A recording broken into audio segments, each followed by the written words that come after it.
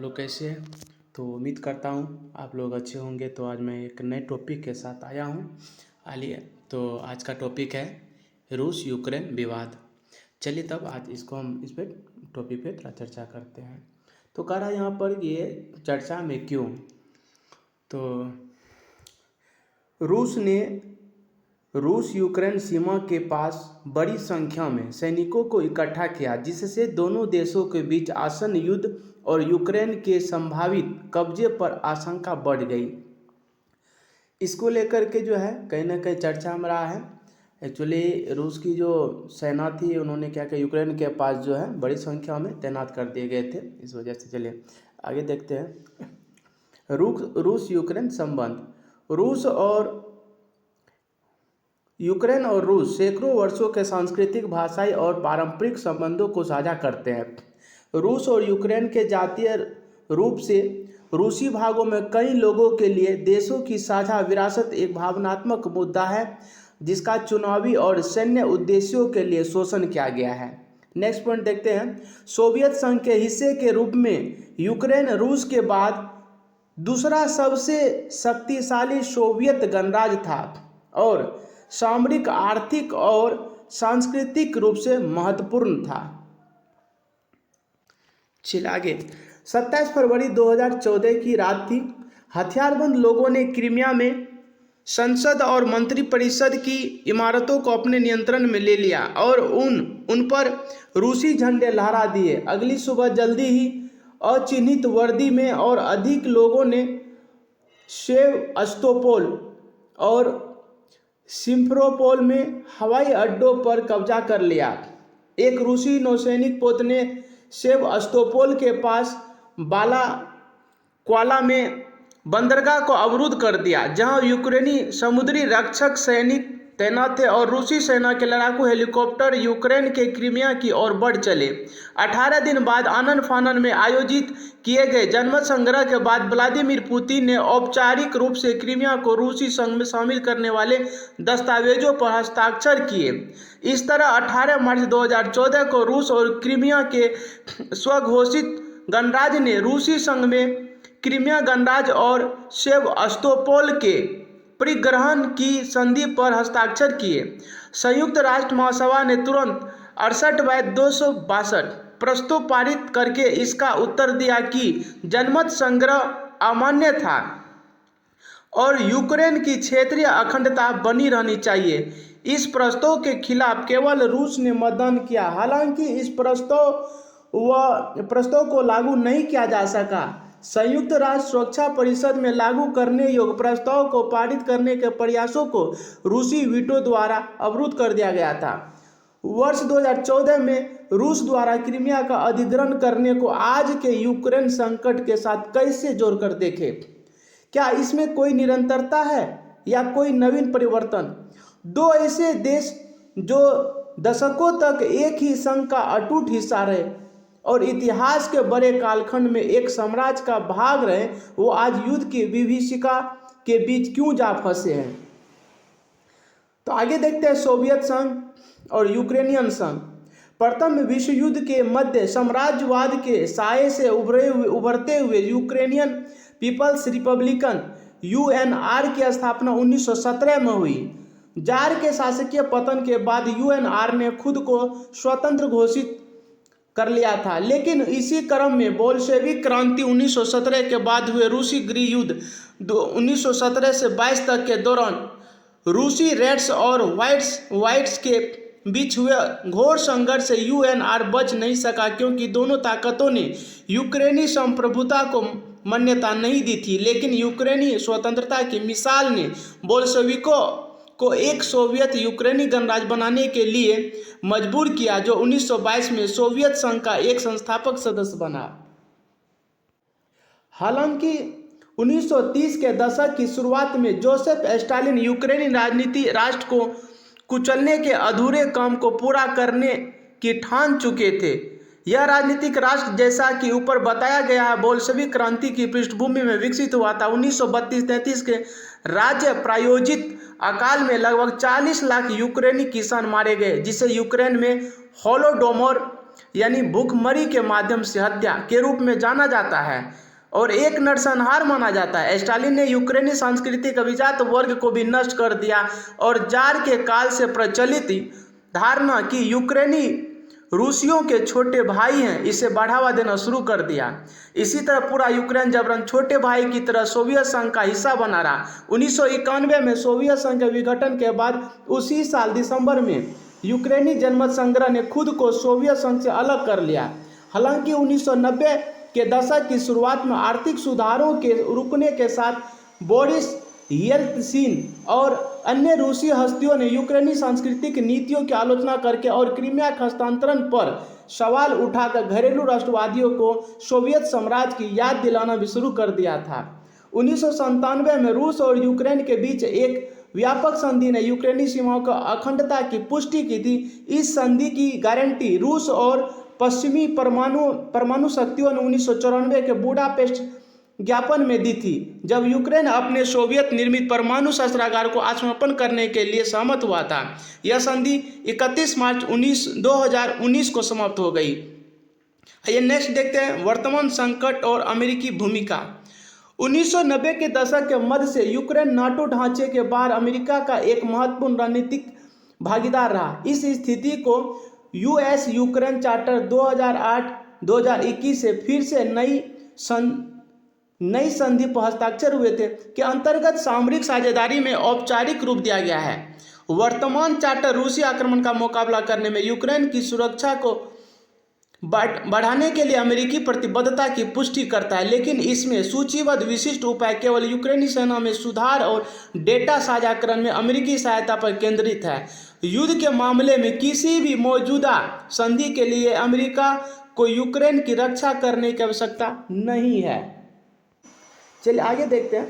NATO में शामिल होने का उद्देश्य अब यूक्रेनी संविधान में निहित है और इसके सशस्त्र बल धीरे धीरे नाटो मानकों में परिवर्तित हो रहे हैं। लेकिन 2008 में पिछली बार जब नाटो के सदस्यों ने यूक्रेन के परिग्रहण के विचार पर चर्चा की थी तो जर्मनी और फ्रांस ने इसे अवरुद्ध कर दिया था ताकि रूस को आक्रामक होने का मौका न मिले। पिछले 2 दशकों से यूक्रेन का लगातार पश्चिमी खेमे के साथ जाना व्लादिमीर पुतिन का आक्रामक राष्ट्रवाद वाले रूस को रास नहीं आया है। साल 2014 में जब यूक्रेन में एक लोकप्रिय क्रांति ने रूसी समर्थक राष्ट्रपति विक्टर यानुकोविच को सत्ता से बेदखल कर दिया और पश्चिमी समर्थक लोकतांत्रिक ताकतों को सत्ता में लाया तो क्रीमिया में एक घोर संकट पैदा हो गया। जैसा कि द न्यूयॉर्कर को दिए साक्षात्कार में 23 फरवरी 2022 यूक्रेनी इतिहासकार सेरी प्लोखी ने इस विचार पर कि यूक्रेन में एक जनसमूह अभी भी रूसी साम्राज्यवाद से खुद को जोड़ता है पर कहते हैं निश्चित रूप से उस विचार को 2014 में क्रीमिया में आकर्षण मिला। वहाँ की अधिकांश आबादी जातीयता से रूसी थी और इसे डोनबास में भी आबादी के एक हिस्से के मध्य आकर्षण मिला था जिसकी एक लोकप्रिय सोवियत पहचान थी। वहाँ के लोग वास्तव में एक बहिष्करणीय पहचान के इस विचार से इनकार कर रहे थे और इसने इस विचार के लिए कुछ आधार बनाए कि हाँ शायद हम यूक्रेनियन हैं लेकिन हमारे बीच एक बड़ी रूसी भूमिका के लिए भी जगह है।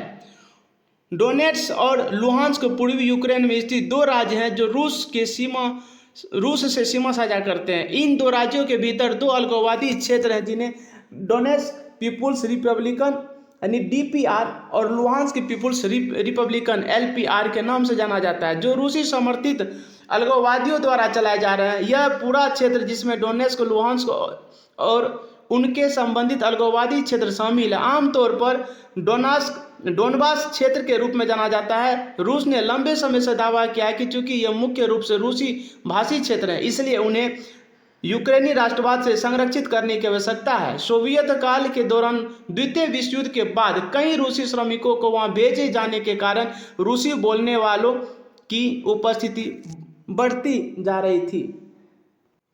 इससे स्पष्ट है कि यहाँ केवल सामरिक शक्ति या क्षेत्रीय आधिपत्य से कहीं अधिक राष्ट्रवाद के सांस्कृतिक मुद्दे हैं। साथ ही नाटो और पश्चिमी देशों के अड़ियल रवैये के कारण यह मुद्दे सुलझने की जगह और उलझ गए हैं। Syria, Iraq, Libya, Lebanon, Venezuela जैसे कई देशों में पश्चिमी राष्ट्रों ने उनके समर्थित सरकारों को बिठाकर उनके जैसी लोकतांत्रिक व्यवस्था के निर्माण का जो हट किया, उसका दुष्परिणाम बेहद गंभीर है। शीत युद्ध में इसी तरह की विभीषिका कई बार यूरोप, एशियाई और अफ्रीकी देशों में देखने को मिले थे।